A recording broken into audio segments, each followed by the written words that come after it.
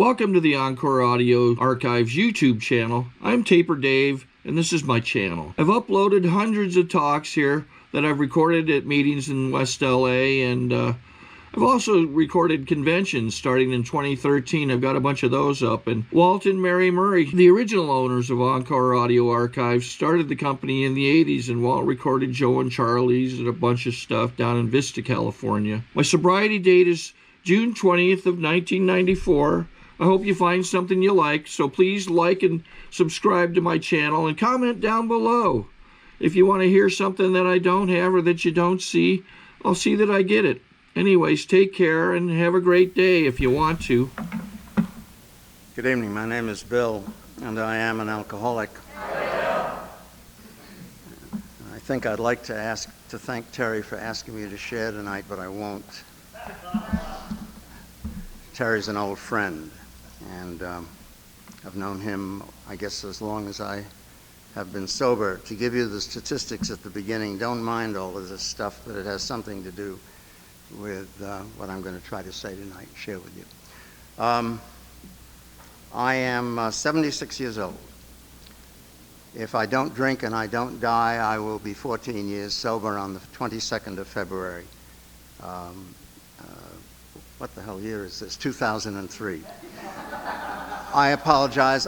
Because of my age, I occasionally have senior moments, and you will recognize them because my head falls back and my eyes droop, and my dentures become loose. I have, my wife and I just celebrated our 49th wedding anniversary.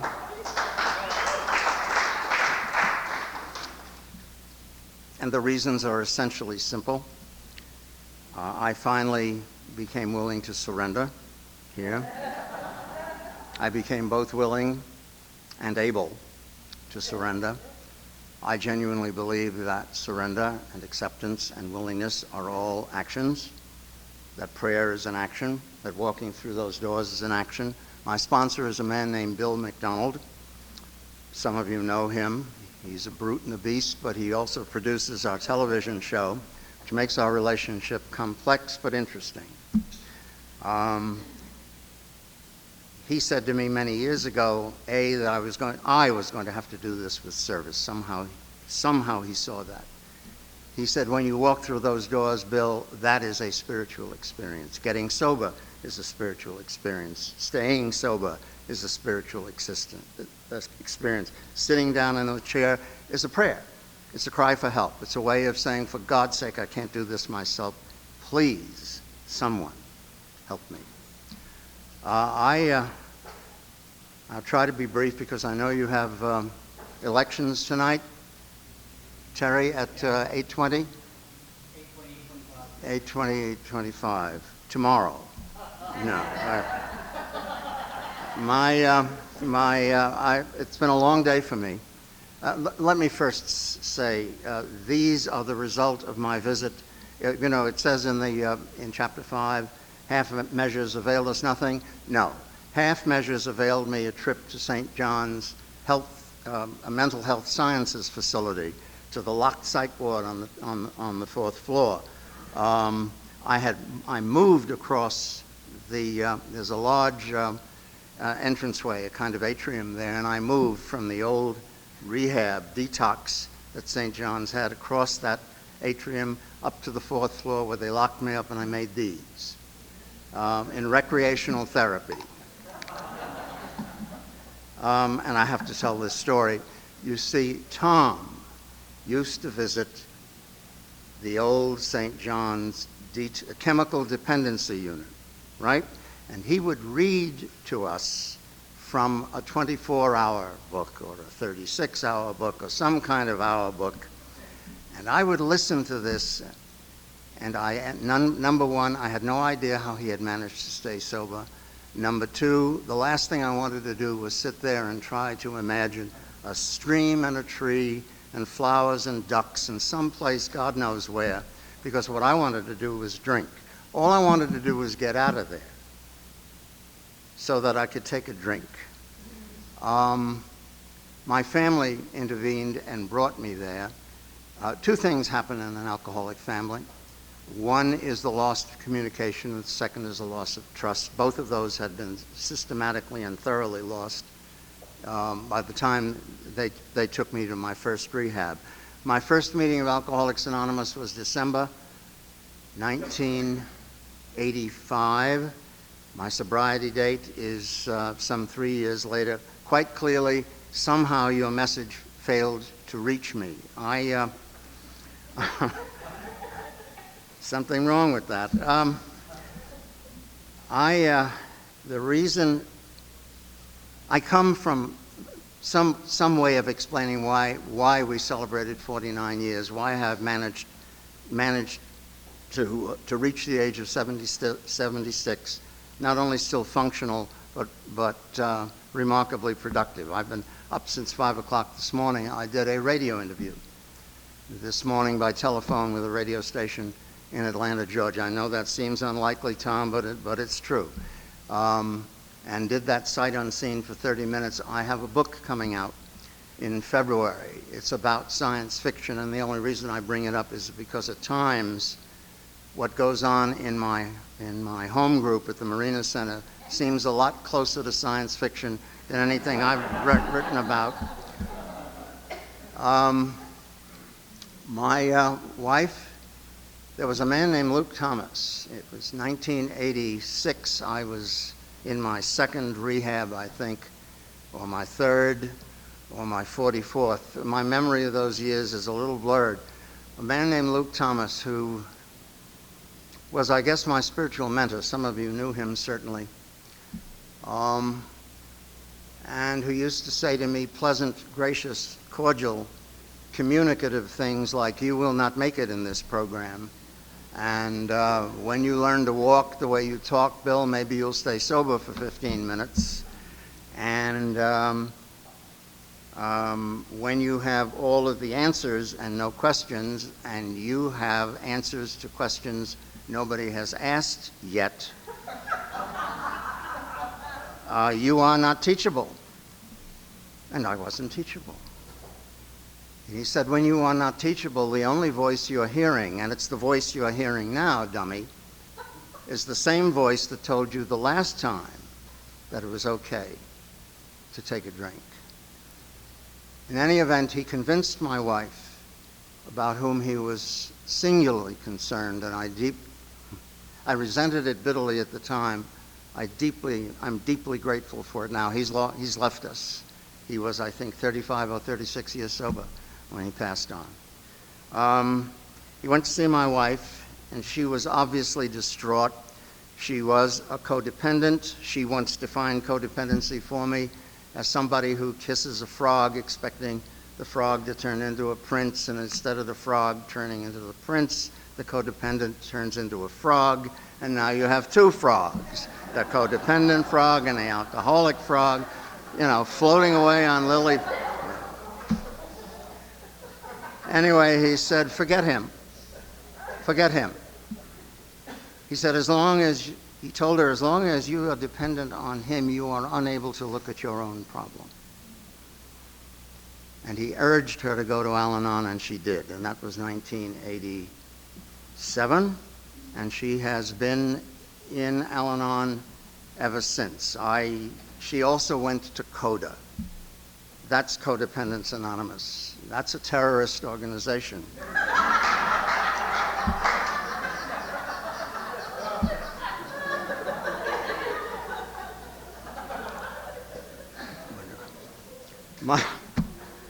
But it worked. It worked, and she was able to build her own life. I was then and am today the head of a company, and we have a television show, and I have a book, and all of this. I thought the other day, I know how to stop all of that. I can stop all of that in exactly 3 seconds, and I timed it.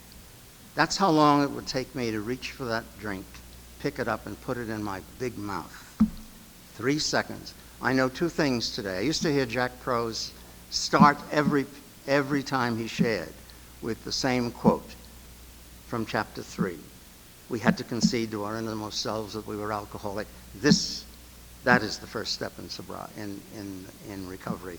And it was for me, but I had to come to understand what I think he was trying to communicate, at least to me. I don't know what anybody ever heard. But what I finally heard was two things. Not to pick up a drink today, and to know that the next one is never, never beyond me. My son finally found his way to Adult Children of Alcoholics, ACA. He had issues of his own. I don't know whether any of you have ever been to a meeting of ACA, whether you have the dependent child. He is not an alcoholic. My wife is not an alcoholic. And ACA, in some respects, resembles a fascist organization.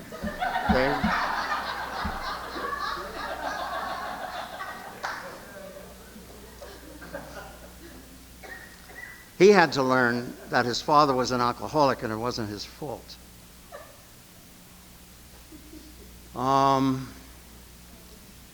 And then I have a dog.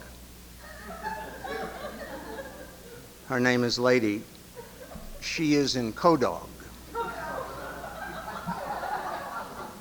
And I have a cat, Sam. He's in Alacat. And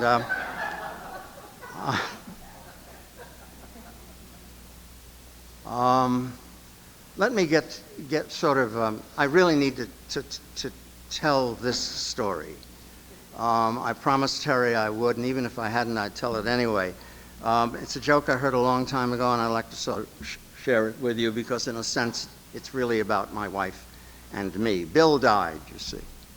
Poor Bill. Bill died drinking himself to death, and his distraught but firm Al-Anon wife figured that she may as well go down to the local newspaper and put something in the paper about him. So she went down there, and they gave her a form, and she filled it out and handed it back to the guy on the other side of the obituary desk, and he read it, and it read, "Bill died." And the guy looked at it and he said, "Well, first, ma'am, it has to be no less than 5 words. And certainly you want to say something more compassionate about the dear departed." And Beverly took the piece of paper back, considered it a minute, wrote something, handed it back to him, and he read, "Bill died, Volvo for sale."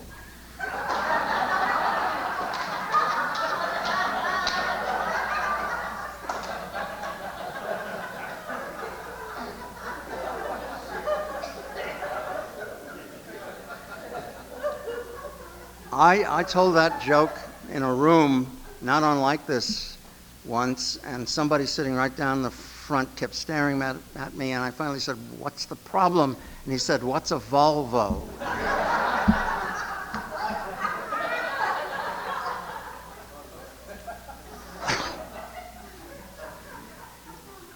Let me sort of compress this. In 1985, I had then, and we still do, that's the show I mentioned that Bill McD produces in his own cruel way. And I was the host of that show. I owned it. I was the host of it. If you're an alcoholic, you're going to own it, and you're going to be the host of it, and you're going to clean up afterward. But I was incapable of walking into that studio without first going to the bar across the street to appease that pain that ate away at me every time I had to walk into that studio and sit in front of those cameras. It was like a death in life. So was drinking.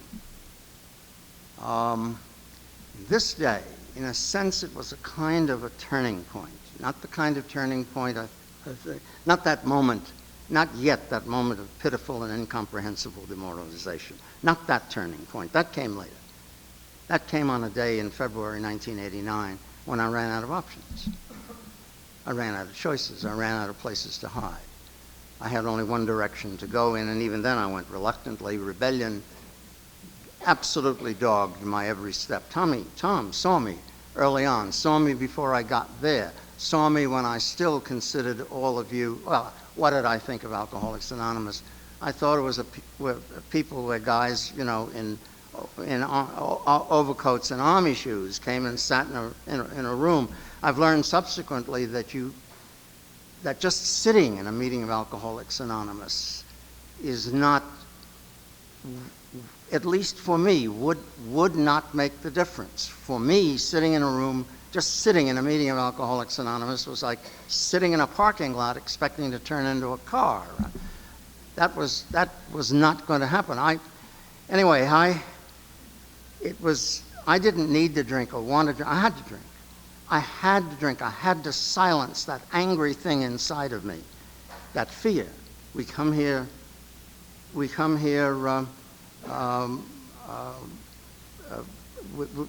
driven by 1,000 forms of fear and self-pity and self-contempt. And I knew that one day they would find out.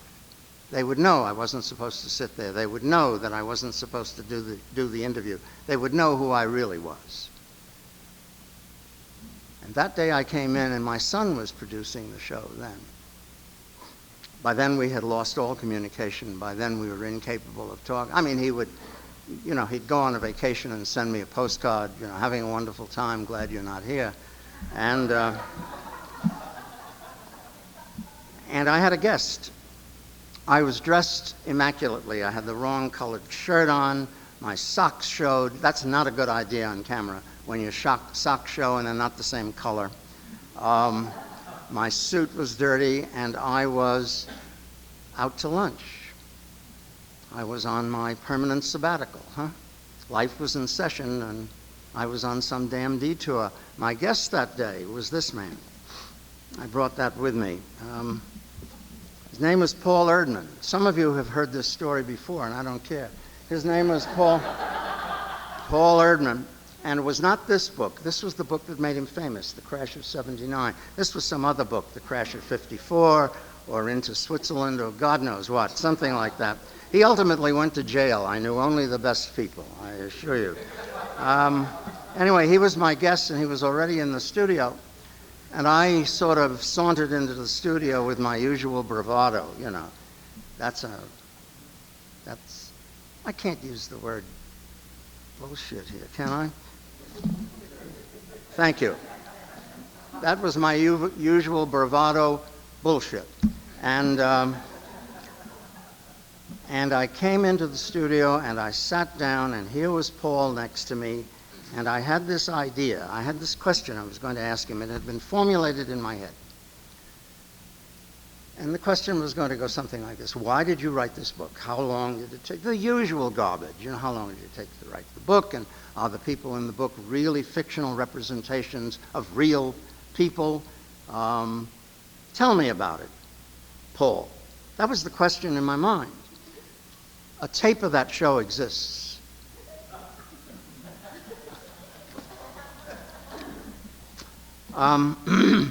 It has never been shown. I can't imagine why. What I had in my head and what was on the tape are not the same thing. What is on the tape goes something like this. Paul, Rosehave Freemasonry right off rather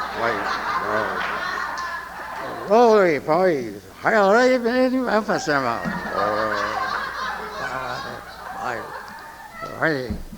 me,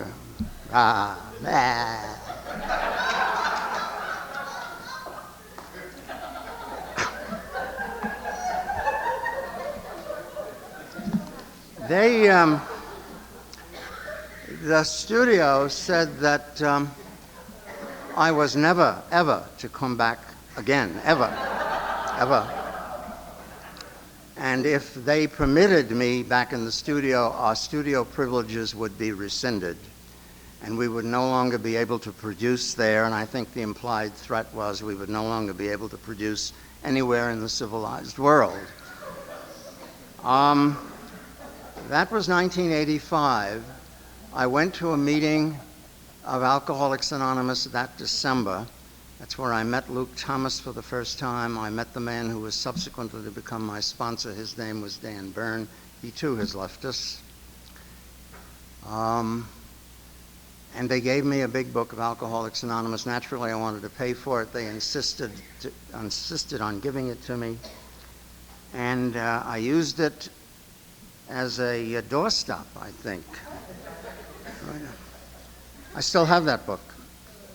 I still have that book. I wouldn't give it away for $900 billion trillion. It is the measure of it's the measure of my path from that studio to this podium tonight. I'll sort of hasten this because I know you want to have elections. I ended up at St. John's Chemical Dependency Unit. That's a euphemism for a detox center, huh? It's not even a rehab. I mean, I went through. I did 5 of those. 5 of those in 3 years. If you are new, you don't have to do that. I did that for you, and I can assure you, that is not a Hawaiian vacation. I would not recommend that as a tourist attraction to anybody.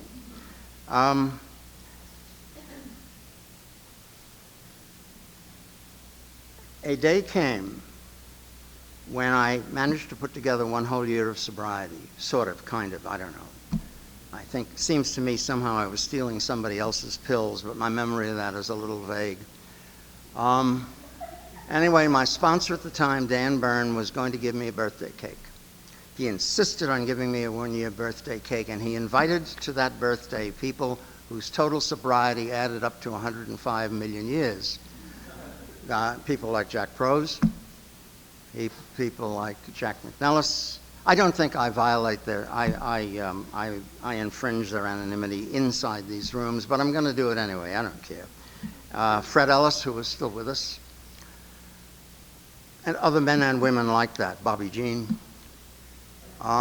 He was going to give me that birthday cake. He insisted on giving it to me at his home, but the Sunday before my birthday, I decided I had to have a drink. I didn't need one. I didn't want one. I had to have one. I had to have a drink. And I drove to the liquor store at the intersection of 26th Street and San Vicente. It's still there. It's called the Fall Inn or Welcome Back or whatever the hell it's called.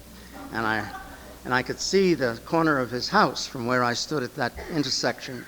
And all I had to do was walk down maybe a half a block and knock on his door and say, for God's sake, man, help me.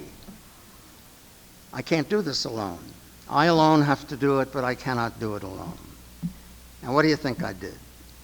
I did not walk down to his house. I did not knock on his door. I walked into the liquor store and bought 3 or 4 cans of that premix or whatever it's called, you know, martinis on the ice or what.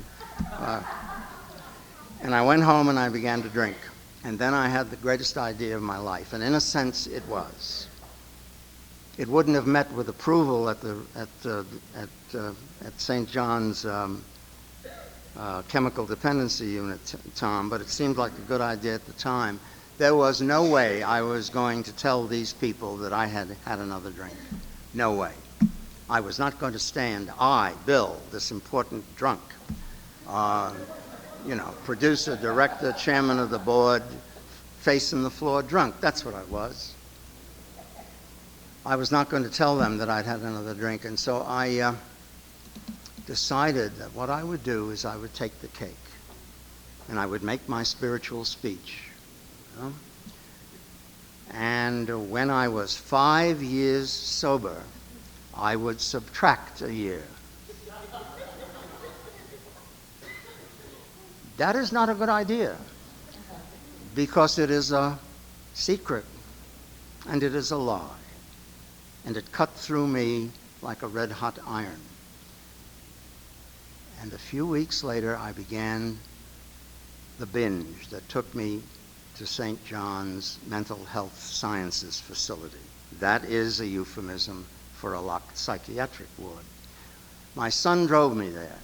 He said I screamed all the way from the house to the hospital, and when they took me out on a gurney, he took me upstairs. He didn't know whether he would ever see me again. He told me this only a few years ago, and he didn't care. He didn't care. My son and I left him at the house when I came here. He was the last person I saw, and he wished me the best. He wished me good luck tonight. It is possible to get here from there. It is possible. Anyway, I was a vision for you. I had a funny hat and a tight jacket. I had mismatched pants. I had open sneakers because I knew that my feet were growing. And I saw the moon coming here tonight, and I remember at a time when I thought the moon was upside down. How can the moon look upside down to you? It looks the same no matter which way you look at it, but I thought it was upside down. They got me in there, and I couldn't talk. I couldn't talk. I couldn't eat. I couldn't bathe. I couldn't shave. They shaved me. That is not a good idea. This woman, she was 6'3". She used to be a linebacker for the Rams or the Raiders, somebody. And they threw me into a shower because they were sure that I hadn't bathed since the 1st century before Christ, and I surely smelled that way. And they shaved me, and they force-fed me. That is not a way to lose weight. That is really not a recommended dietary plan, I can assure you. And that's because I couldn't eat or wouldn't do something. And finally one day, and I'll bring this to the present. Finally one day, 2 things happened in that ward. 2 things that in a sense became the touchstone of ultimately of my sobriety, that moment that I measure it against. They put me in a room with a guy who hadn't talked for 6 months. I think he was schizophrenic or manic depressive or schizomanic or something, but anyway, he never uttered a word. And we were in there together, me with my funny hat, my open sneakers, and my shaving wounds, because when they shaved me, they really didn't care much about how I felt. We stared at each other in this room. And it's a narrow hallway. I mean, there's no place to go. There's an elevator. There were guards downstairs with machine guns, 150 millimeter trench mortar. And finally, after looking at it, I was in there for 6 months. You don't want to do that. I did that for you. I still have my daily plan here with the meds inside. Where is it? Somewhere. I keep that on my mantelpiece to remind me of where I've come from. This was my daily plan in there. Absolutely meaningless because I couldn't read it anyway. Looks that good that way too. But there were meds 4 times a day. I have no idea what I took, and I don't care much. Finally, one day, after weeks and weeks of silence, he stood up and went to the door, and the guard on the other side let him out. He walked across the hall to the phone. As many of you know, I hope most of you don't have to know, the communication between a place like that and the rest of the universe is a payphone on the wall. And he put money in that payphone, and for the first time I heard his voice. And he called his attorney, and he said, whatever his attorney's name was, he said, "Sam, for God's sake, come and get me. The guy they've got me in the room with is crazy." 2 weeks later, I was in the hall, and this same woman, with the big shoulders and the old ram's tackle, I was walking down the middle, and she looked at me and said, "I want you to get out of the hall.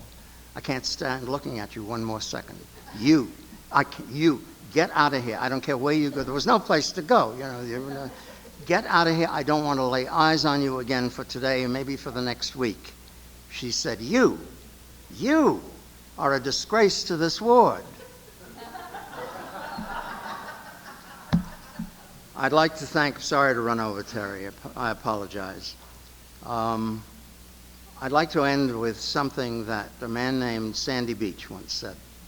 Sandy is a circuit speaker. I understand he's still alive and living in Florida.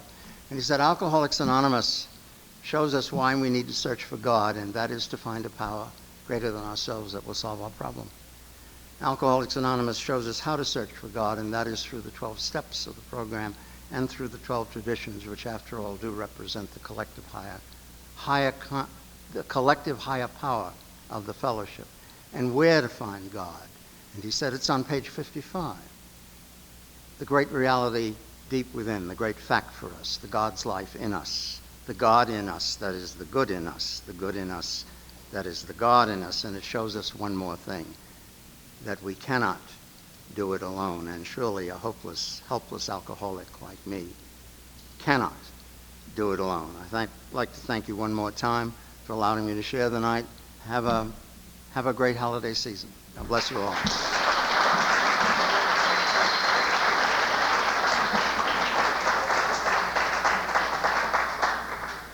Sorry to interrupt your viewing. Taper Dave here. Just wanted to take a second to ask you to like and subscribe to my channel. Let me know if you like what you're listening. I've got some very good talks here, and this one's a great one. Just curious, do you think this is better than Zoom? Tell me what you think.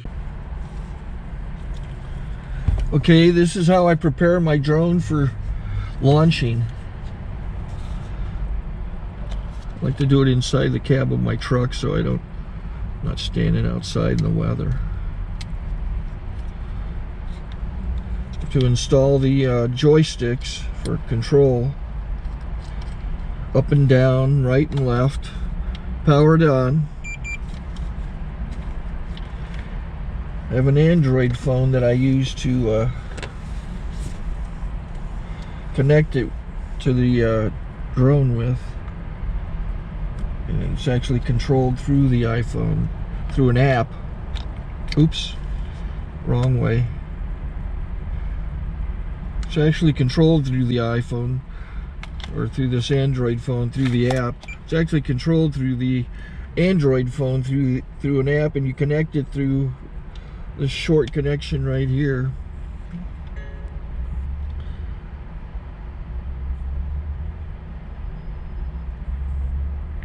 Remote control connected. Remote control's connected. So I pull out the drone. I have to extend the legs. Long legs extended first, then the short legs. Remove the gimbal protector. Set that aside, then power it on one short burst and one long burst. I lay it down. So I have to go to calibrate. So the drone's not connected yet. It shows you here as this drone gets disconnected, even though the remote's powered on. So the drone has to establish it's connected. So I go into the app to calibration mode. First I'll calibrate the remote controller. Start calibration. Out, in, oop, out, in, up, down, and then this little wheel is to control the gimbal. So it's calibrated. Go to gimbal calibration, start calibration, and then it calibrates the gimbal. I don't know if that shows up. The gimbal's moving all over the place. Changes, you can see it on the video. And I'm calibrated to take off. It's acquired 7 satellites at the moment. There are 26 satellites up in the sky, which it has to acquire before you can take off. So it's connected. It's got enough satellites. This is white. I can go to press this little arrow button, swipe right to take off, and it would start the motors if I slid this to the right. But I'll wait till I get outside. Don't want to do it inside.